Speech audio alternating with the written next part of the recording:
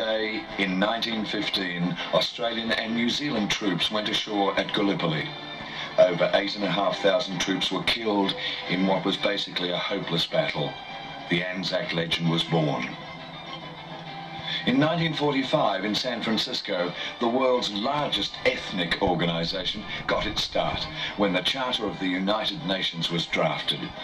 46 countries turned up for the kickoff and signed the declaration that gave everyone the chance to build a place where they could yell at each other in public. In 1956, on this day, one of the biggest and heaviest rock stars ever had one of his greatest hits. Yes, Elvis Presley hit #1 on the American charts 32 years ago today with Heartbreak Hotel. And another musical great, infinitely more talented than Elvis, in my opinion, Ella Fitzgerald celebrates her birthday. She is 70. Her birthday is being celebrated in Queensland as star witnesses are expected to sing up a storm in her famous inquiry. It's not right and it's not fair. What isn't? Ella Fitzgerald's left leg. Yes, we know, don't drink. We know that was a tasteless, execrable remark. All God's children are weeping. And believe me, I know what it's like because I have sinned. I only did that because we've been doing that all last week, and for some amazing reason it affects camera 3, whose name is Michael Keogh, amazingly. Praise the Lord and pass the Kenny Sutcliffe, pass the ammunition. What have you got? Defence Minister Kim Beazley is under pressure to resign tonight over allegations he misled Parliament about the dangers of storing ammunition in city areas. Mr Beazley has admitted an answer he gave may not have been complete, and tonight he's ordered a report from his department into other allegations that senior officials covered up safety failures. Jane Phelan reports. Attending an official engagement in his hometown of Perth today, the Defence Minister was clearly unimpressed over the allegations. The first reaction was to ask immediately for a report from the Secretary of the Department, and that's what we're going to get.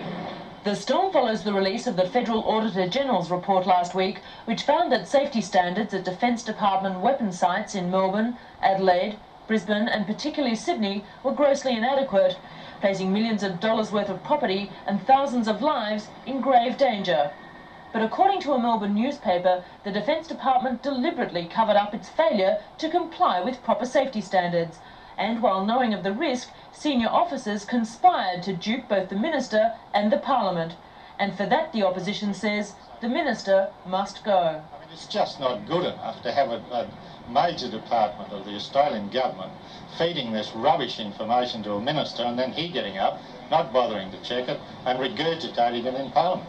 While he fully intends to wait for the outcome of that investigation, Mr Beazley says those opposition calls for his resignation are nonsense. The Minister says he expects the report on the matter shortly. Jane Phelan for Graham Kennedy's News Show.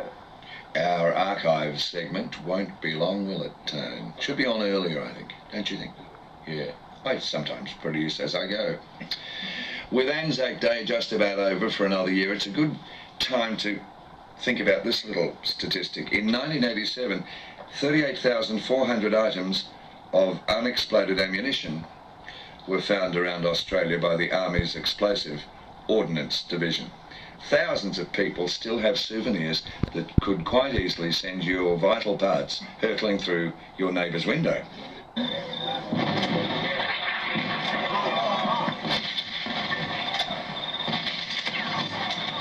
This is a striking example of military might, but the same deadly potential exists in thousands of Australian homes where war mementos have been put to sometimes bizarre use. One mortar bomb that we had to destroy was being used as a base for a lamp, and someone had drilled straight through this mortar bomb and straight through the explosive that was contained in the bomb. They're lucky they didn't set it off. Matter of fact, here's one that had been quite ingeniously used. It was picked up in a railway station, and obviously someone's been using it as a hooker, probably smoking something in it or whatever. Some of them been sitting around 40 years or so. Do they deteriorate? Yes, they do. This is the problem with ammunition. It does deteriorate over a period of time, and it becomes extremely dangerous. In fact, it's doubly dangerous over a period of years. Has anyone in Australia been killed because of this? Yes, unfortunately they have. There have been a couple of unfortunate cases one in the Sydney area about 4 or 5 years ago. Now, it's these kinds of things that the Army is concerned about. This here, it's out of World War I. It's a British hand grenade. Now, that's all fine, well and good, a home decorator's dream. It'd look great all scrubbed up there on the mantelpiece. But the problem is live bombs have been found used as bookends, used as paperweights, and on a couple of occasions even as doorstops. Now, it could be that next bump that's all is needed just to set it off. This was the result after an anti-tank shell kept as a souvenir in a Sydney house exploded. A person here lost a leg and both arms.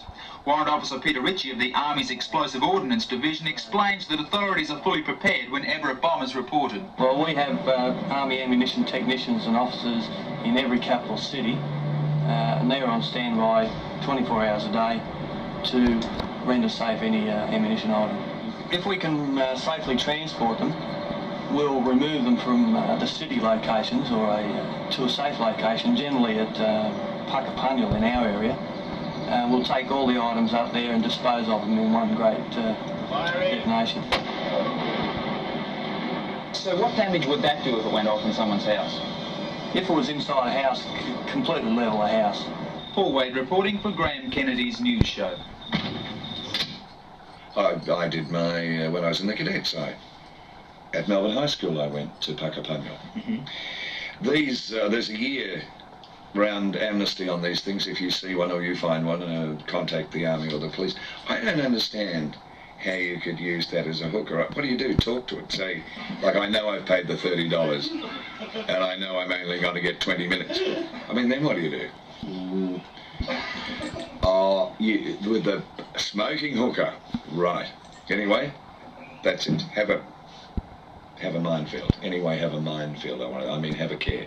I think this would be a suitable term to throw to a break.